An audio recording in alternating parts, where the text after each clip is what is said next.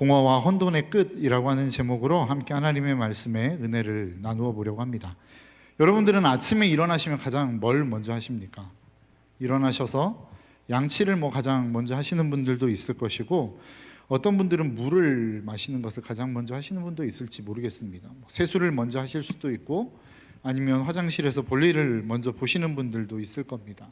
이 모든 과정을 다 진행하고 난 다음에 나가기 위해서 특히 자매님들이 꼭 빠지지 않고 하는 게 있죠. 뭡니까?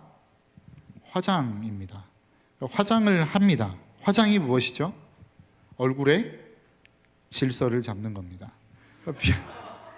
비어있는 공간을 채우고 잘못 삐져나가 있는 것들을 깎아내면서 제자리를 찾아가는, 얼굴의 질서를 찾아가는 작업이 저는 화장이라고 생각합니다.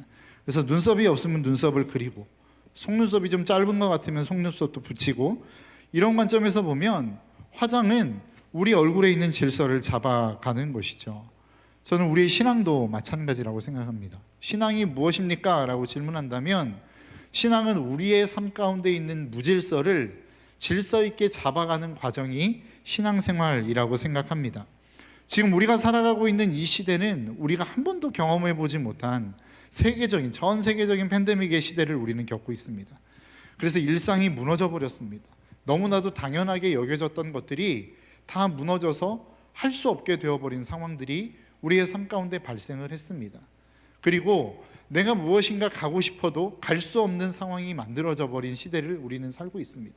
그러면서 어떻게 됐습니까? 내가 계획했던 것, 내가 어떠한 고민해왔던 수많은 일들이 다 뒤엉켜버리는 일들이 우리의 삶 가운데 일어나기 시작했다라는 겁니다.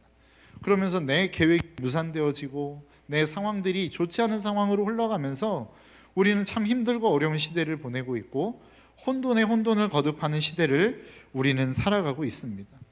이러한 우리와 같은 상황을 오늘 본문 2절은 이렇게 기록하고 있습니다. 땅이 혼돈하고 공허하며 어둠이 깊음 위에 있고 하나님의 영은 물 위에 움직이고 계셨다. 땅이 혼돈했다는 겁니다. 공허했다는 겁니다. 그리고 흑암이 깊음 위에 있어서, 어둠이 깊음 위에 있어서 아무것도 보이지 않는 상황, 그 상황이 창세기 1장 2절에서 이야기하고 있는 창조 이전의 모습이었다라는 겁니다. 그러한 모습으로 지금 우리가 회개에서 돌아가 버린 게 아닌가라고 하는 생각을 합니다. 아무것도 보이지 않습니다. 내가 계획했던 것들이 다 무너져 버렸습니다. 그래서 원래 있어야 될 것들이 있어야 될 자리에 있지 않고 다 흐트러져 버린 상황을 우리는 맞이하고 있다라는 것입니다. 여러분, 혼돈이라고 하는 게 무엇입니까? 혼돈이라고 하는 것은 어떻게 보면 질서가 깨어진 상태이죠. 있어야 될 것이 있어야 될 자리에 있지 않고 다른 곳에 있는 겁니다. 집으로 놓고 보자면, 여러분, 책은 어디에 있습니까? 있어야 됩니까? 책꽂이나 책상에 있어야 되죠. 근데 막 식탁에 널브러져 있고 매트리스 위에 널브러져 있는 상태. 옷은 어디에 있어야 되죠? 옷장에 있어야 됩니다. 그런데 막 그 옷이 식탁 위에 막 얹어 있는 이런 상황들을 우리는 보며 혼돈스럽다라고 이야기한다라는 것입니다. 혼돈은 원래 있어야 될 것들이 있어야 될 자리에 있지 않는 상황들을 우리는 혼돈이라고 이야기합니다. 그러면 우리의 삶에 있어서 혼돈은 무엇일까요? 여러분들의 삶 속에 있어서 정말로 혼돈이 무엇이더냐라고 하는 겁니다. 내가 해야 될 일들이 있죠. 그런데 그 해야 될 일들을 내가 해야 될 자리에 있지 않는 것입니다. 학생은 공부해야 될 자리에 있어야죠. 그런데 그 학생이 학교에 있지 않고 맨날 PC방에 가 있는 상태를 우리는 혼돈이라고 이야기합니다. 여러분, 직장인들은 어떻게 해야 됩니까? 직장에서 일을 해야 되죠. 그런데 그 일을 해야 되는 직장인들이 날마다 어디 놀러 다니는 이러한 상황들을 우리는 혼돈이라고 이야기할 수 있는 것입니다. 물론 휴가를 즐겨야 됩니다. 휴가를 가지 말라는 이야기가 아니라 휴가를 가야 되는데 그 휴가 이외에 다른 시간에도 맨날 놀러 다닐 궁리만 하는 이러한 상황들을 우리는 혼돈이라고 이야기할 수 있다라는 것입니다. 그리스도인에게 있어서 혼돈은 무엇일까요? 우리가 지켜야 될 예배의 자리가 있겠죠. 기도를 지켜야 될 기도의 자리가 있을 겁니다. 그런데 그 기도의 자리를 지키지 않고, 말씀의 자리를 지키지 않고, 하나님 앞에 예배해야 될 예배의 자리를 지키지 않는 것이 그리스도인의 혼돈일 것입니다. 여기까지만 이야기한다면, 여러분, 우리는 지금까지 이야기했던 이 혼돈은 어떤 혼돈을 이야기하는 것입니까? 현상적인 혼돈입니다. 그러니까 우리가 눈으로 볼 수 있는 혼돈이라는 것입니다. 그런데 오늘 제가 이 본문을 통해서 다루어 보고자 하는 것은 왜 그러한 현상적인 혼돈이 우리 가운데 올 수밖에 없었는가라고 하는 이야기를 좀 한번 해보고 싶습니다. 여러분, 우리의 삶 가운데는 두려움이라고 하는 게 존재합니다. 여러분들의 마음 가운데 두려움이 있으시죠? 미래에 대한 막연한 두려움도 있을 수 있고, 지금 당장 코앞에 닥쳐있는 어떤 일을 처리해야 되는데 그 일을 처리해낼 능력이 없는 것에 대한 두려움이 있을 수도 있습니다. 아니면 어떤 거대한 힘이 나를 위협하거나 협박함으로 말미암아 내 마음 가운데 두려움이 있을 수도 있어요. 여러분, 우리가 두려움 하면 드는 이미지가 무엇입니까? 부정적인 이미지가 듭니다. 두려움은 나쁜 거야, 좋지 않은 거야 라고 하는 생각이 우리 가운데 있다는 것이죠. 근데 여러분, 두려움이 진짜 나쁘기만 한 것입니까? 두려움은 무조건 나쁜 감정입니까? 그렇지 않습니다. 왜요? 두려움 역시도 하나님이 우리에게 만들어주신 감정이기 때문에 그렇습니다. 우리가 꼭 필요한 감정이기 때문에 하나님이 우리에게 두려움이라고 하는 감정을 주셨다라는 거예요. 그럼 그 두려움을 우리는 왜 나쁘다고 생각하느냐라고 했을 때 두려움이 있어야 될 자리가 어디입니까? 우리는 왜 두려움, 어떤 곳에서 두려움을 느껴야 됩니까? 하나님과의 관계가 무너지는 자리에서 우리는 두려움을 느껴야 되죠. 내가 죄 앞에서 속절없이 무너지는 상황들을 바라보며 우리는 두려움을 느껴야 됩니다. 그런데 이 두려움이 정말로 그 있어야 될 두려움의 자리에 있는 것이 아니라 어디로 들어와 버리는 겁니까? 내 생각의 자리로, 내 삶의 자리로, 내 어떤 결론의 자리로 들어와 버리기 시작할 때 이 두려움이 나쁜 것이라는 겁니다. 우리는 최선을 다해야 됩니다. 우리는 최선을 다해서 우리의 일들, 맡겨진 일들을 해야 됩니다. 그러면 그 결과는 누가 가지고 있는 것이죠? 하나님이 책임지시는 겁니다. 하나님이 내리시는 겁니다. 그러면 그 두려움에 대한, 결과에 대한 것들은 누구에게 맡기는 거예요? 하나님께 맡기는 거예요. 그런데 이것을 내 자리로 가지고 오다 보니까 두려움이 생겨버리는 거예요. 두려움이 있어야 될 자리가 아닌데 그 두려움이 없어야 될 자리에 두려움이 들어오니까 그 두려움이 나쁜 것이 되어버린다는 것이죠. 모든 것이 마찬가지입니다. 여러분, 우리가 기쁨을 어디에서 얻을 수 있습니까? 우리의 힘의 에너지는 어디서 얻을 수 있습니까? 하나님을 기뻐하는 것에서부터 오는 것입니다. 그래서 느헤미야 8장 10절은 이렇게 이야기합니다. 느헤미야는 그들에게 말하였다. 돌아들 가십시오. 살찐 짐승을 잡아 푸짐하게 차려서 먹고 마시도록 하십시오. 아무것도 차리지 못한 사람에게는 먹을 몫을 내주십시오. 오늘은 우리 주님의 거룩한 날입니다. 주님 앞에서 기뻐하면 힘이 생기는 법이니 슬퍼하지들 마십시오. 우리의 힘이 어디에서부터 온다고요? 하나님을 기뻐하는 것에서부터 우리의 힘이 생긴다는 거예요. 우리의 에너지의 원천이 어디에서부터 오는 것이냐? 하나님을 기뻐하는 것에서부터 온다는 것입니다. 그런데 여러분, 우리의 삶의 실제를 보면 진짜 내가 하나님을 기뻐하는 것에서부터 우리의 에너지가 옵니까? 내가 하나님을 열심히 기뻐했더니 여러분들의 인생 속에서 에너지가 막 솟아나시던가요? 우리는 보통 어디서 에너지 얻습니까? 놀러 갑니다. 놀러 가서 다른 사람 가보지 못한 곳에서 사진 찍어서 올립니다. 그럼 사람들이 막 엄지척, 하트 막 보내죠. 그거 보면서 우리는 에너지를 얻어요. 야, 나 오늘 하트 몇 개 받았어. 좋아요 몇 개 받았어. 이런 것에서 우리의 에너지를 얻지 않더냐라고 하는 겁니다. 그래도 그거 정도면 괜찮은 것 같아요. 이제는 죄악 가운데서 에너지를 얻는 사람들이 있어요. 여러분, 사람들에 대해서 험담하고 좋지 않는 이야기들을 하는 것에서 여러분 많은 에너지가 생깁니다. 여러분, 기도 1시간 하라고 하면 여러분 이 자리에서 1시간 하실 수 있습니까? 다 하시겠죠, 그렇죠? 할렐루야. 네, 감사합니다. 다 하실 수 있을 겁니다. 그런데 사실 1시간 기도하는 게 쉽지 않아요.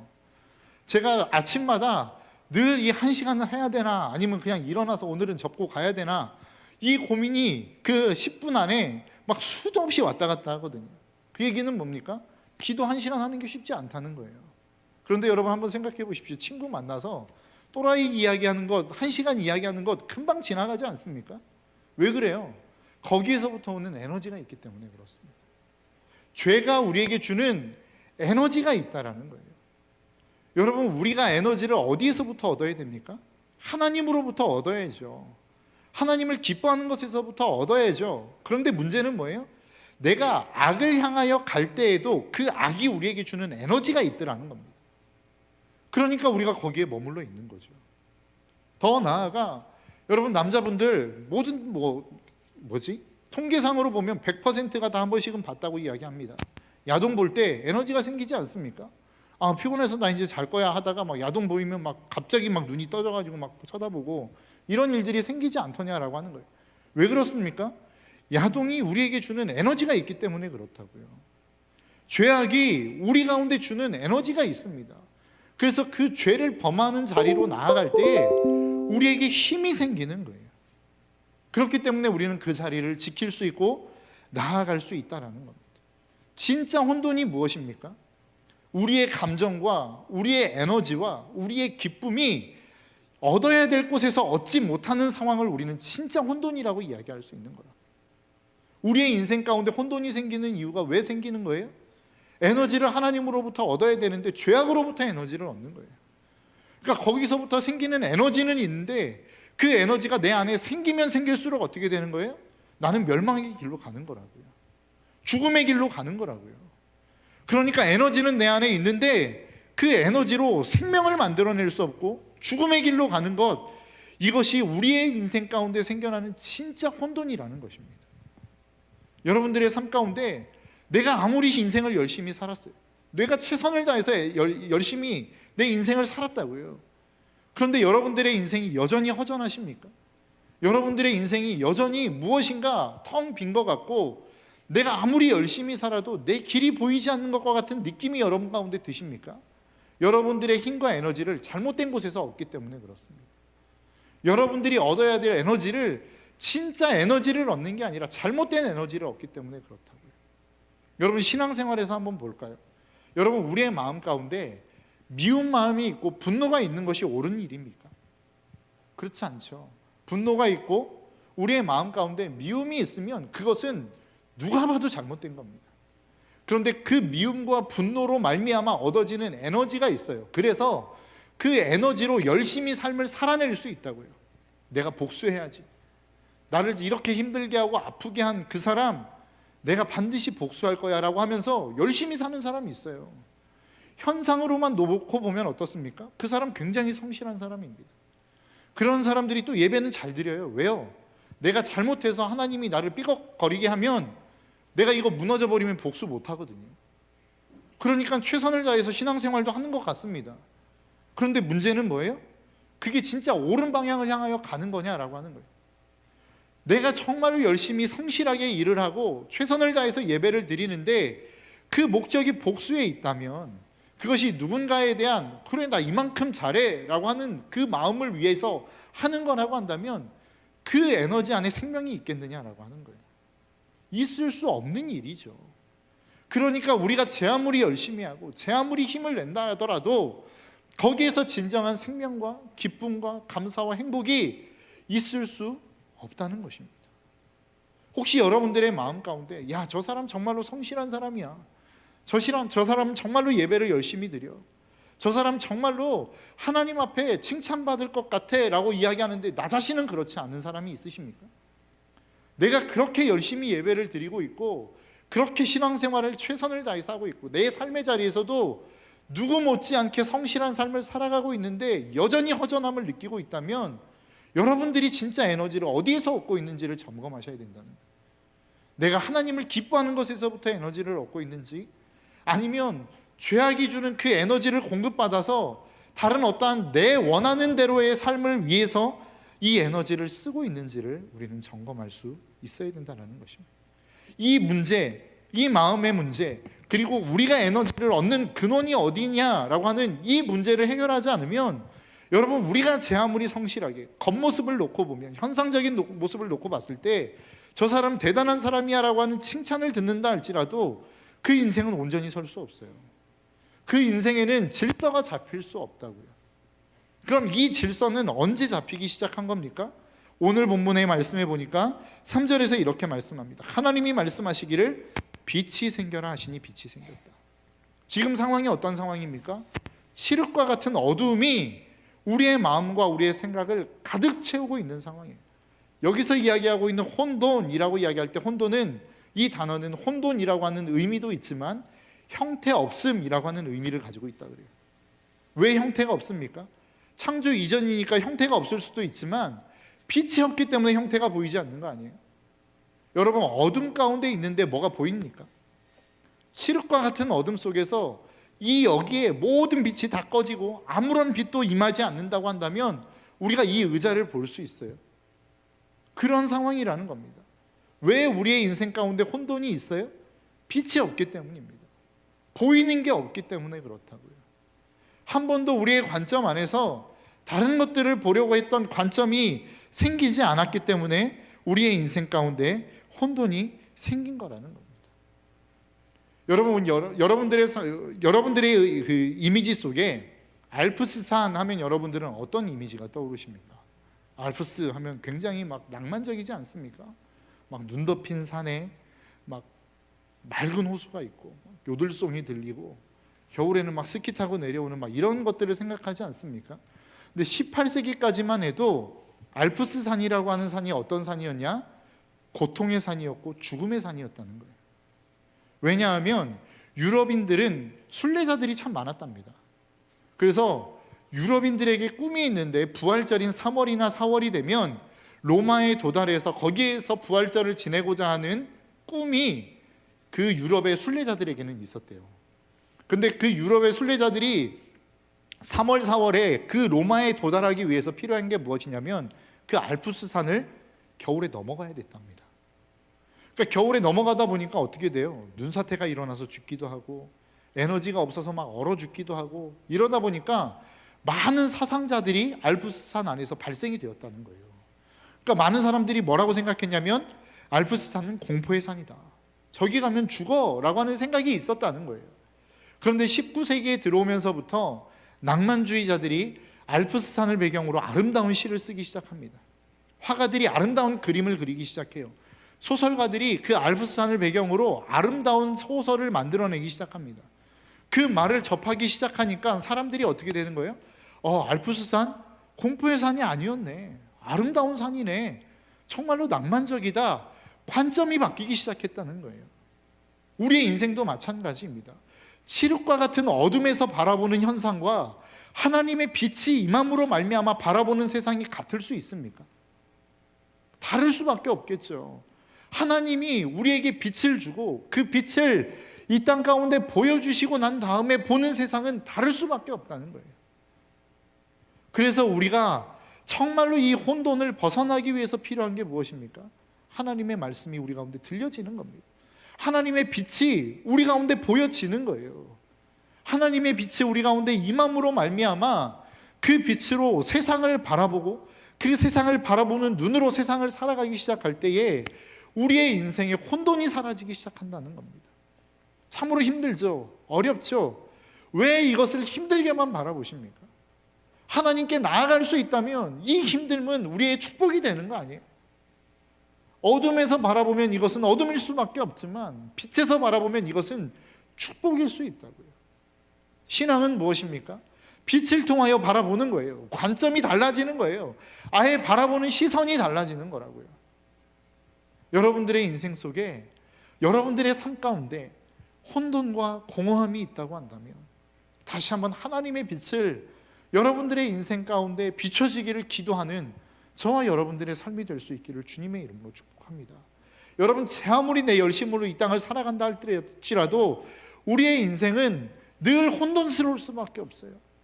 늘 우리의 인생은 어두울 수밖에 없다고요. 공허할 수밖에 없다고요. 왜요? 우리의 인생은 그런 인생이기 때문에 그렇습니다. 우리의 인생은 내가 빛을 낼 수 있는 인생이 아니기 때문에 그래요. 저와 여러분들의 삶 가운데 정말로 그 하나님이 주시는 말씀의 빛이 있으라라고 하는 이 하나님의 말씀으로 말미암아 여러분들이 이 세상을 그 하나님의 빛을 통하여 바라볼 수 있는 축복의 눈이 열릴 수 있기를 주님의 이름으로 축복합니다. 이러한 하나님의 축복의 빛을 통하여 우리가 세상을 바라보기 시작할 때에 우리는 어떤 변화를 겪을 수 있습니까? 두 가지로 한번 살펴보고자 합니다. 첫 번째는 우리의 인생에 비전이 생깁니다. 빌립보서 3장 13절에서 14절에 보니까 바울이 이렇게 이야기합니다. 형제자매 여러분, 나는 아직 그것을 붙들었다고 생각하지 않습니다.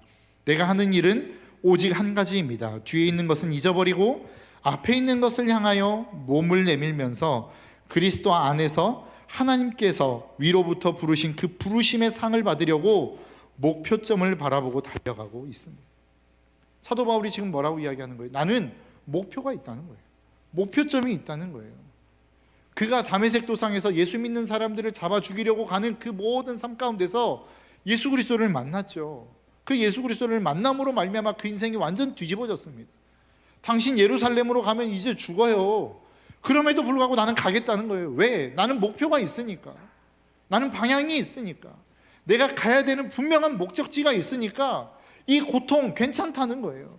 여러분, 왜 우리가 고통스러움 앞에 좌절합니까? 목표가 없기 때문 아니에요?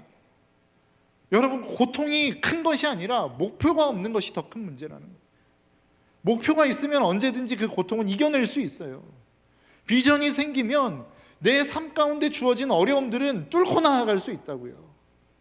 그래서 잠언은 뭐라고 이야기합니까? 하나님 앞에 계시가 없으면 백성은 방자히해지나 율법을 지키는 사람은 복을 받는다. 이것을 옛날 성경은 뭐라고 이야기합니까? 묵시가 없는 백성은 방자히 행하거니와 하나님의 말씀, 율법을 지키는 사람은 복을 받는다는 거 아닙니까? 여기서 이야기하는 율법은 무엇입니까? 결국 하나님의 말씀, 더 좁은 의미로 이야기하자면 하나님의 비전입니다. 하나님이 여러분들에게 주신 꿈. 여러분, 망나니처럼 살아가던 사람이 어느 날 갑자기 정신 차리고 살아가는 거예요. 야, 너 왜 그래? 그랬더니 나 이제 마음 잡았어. 마음 잡았다는 이야기가 뭐예요? 목표가 생겼다는 거 아닙니까? 허랑방탕했던 삶을 살아가다가 이제 자기의 목적지가 생긴 거예요. 그러니까 이 인생을 허비하거나 낭비할 수 없는 거라고요. 우리의 인생 가운데 하나님의 빛이 비춰지면 어떤 일들이 일어나느냐? 비전이 생긴다는 거예요. 내가 쏟아 부어야 될 에너지, 그리고 내가 내 인생을 전부 걸어 거기에 투자해야 될 나의 삶의 목표가 생긴다는 것을 의미하는 것입니다. 여러분들의 인생 가운데 이 비전이 있습니까? 이 목표가 있습니까? 여러분, 비전이 주는 가장 큰 능력이 뭐예요? 방향성입니다. 어떻게 살아가야 될지에 대한 방향이 있어요. 내가 가야 될 목적지가 있다면 여러분, 시간은 문제가 되지 않습니다. 노숙자들이 비참한 이유가 뭐예요? 돌아갈 집이 없는 거 아닙니까? 하루 일과를 마쳤는데 내가 돌아가야 될 목적지가 없는 거 아니에요? 그들이 뭐 못 먹어서 불쌍합니까? 아니요. 목적지가 없기 때문에 비참한 거라고요. 우리의 인생도 마찬가지.